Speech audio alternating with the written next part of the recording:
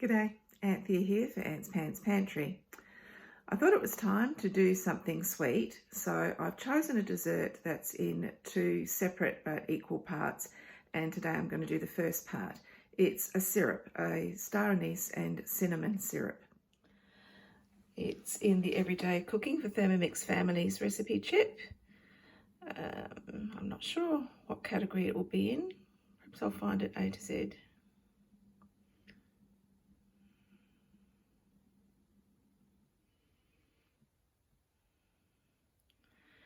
S, star anise and cinnamon syrup. It's only a few simple ingredients and it doesn't cook for very long. So it's water, rapadura sugar, honey, cinnamon quill, cardamom, fennel, star anise and orange zest. And I've collected all of those out of my cupboard and prepared them.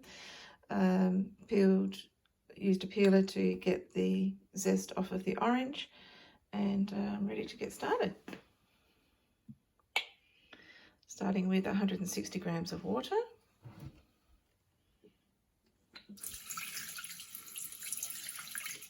Oops.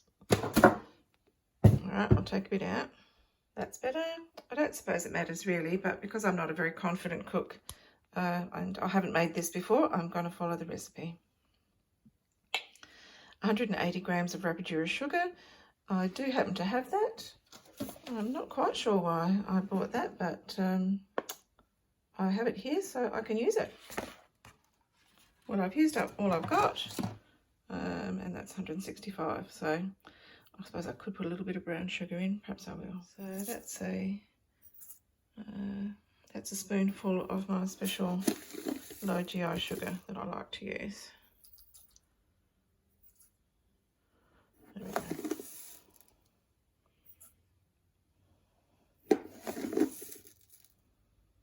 Ah, there we are, 180 grams.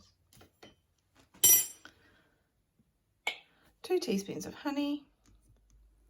This is honey that I got from a local beekeeper, so it's nice and fresh. I'm going to have to scrape that off. Okay. 2 teaspoons full, and I'll scrape them. It's already got a nice rich dark colour. I haven't even cooked it yet. Next is the cinnamon quill.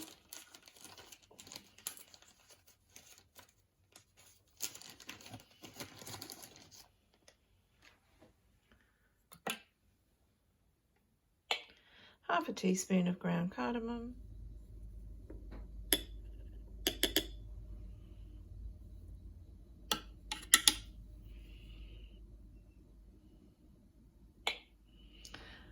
Half a teaspoon of dried fennel seeds. It's not quite half. Get a few more.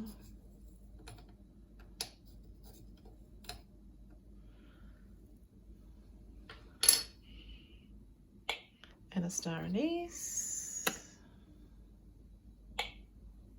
The orange zest that I've prepared. It smells so lovely. It's a good idea to do this recipe while oranges are cheap and readily available.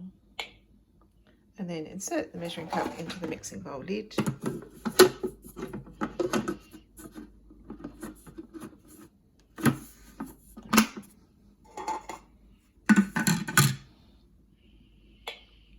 And cook for 12 minutes at 110 degrees on speed 1.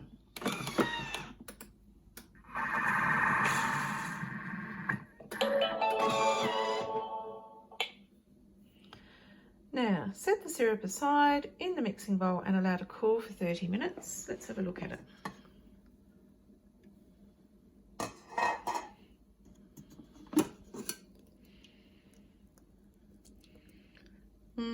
Well, you can't smell how delicious that smells, but it's certainly been boiling. Okay. Allow to cool for 30 minutes then. Strain through a fine mesh sieve into a sealable storage container. I've got that ready. and use immediately, or set the syrup aside at room temperature until ready to use, and that's the finish. So now I'm just going to have a look at the tips. Oh, it's not going to give me any tips.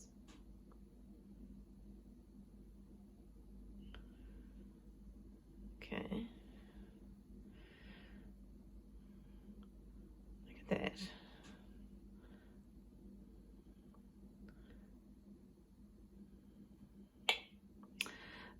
In the book it says that this is a really nice fragrant syrup to use over ice cream and sponge cakes, and it's also great to use when poaching fruits like apples and pears. So that's some ideas for it, and I'm going to let that cool and come back and pour it into the jars.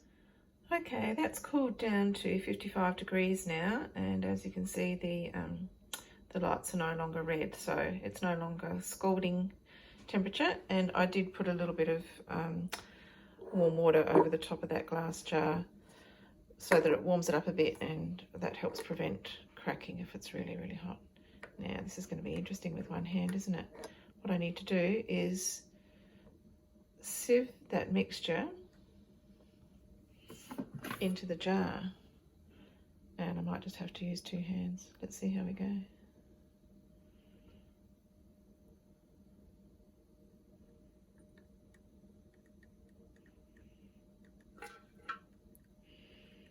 Lovely texture.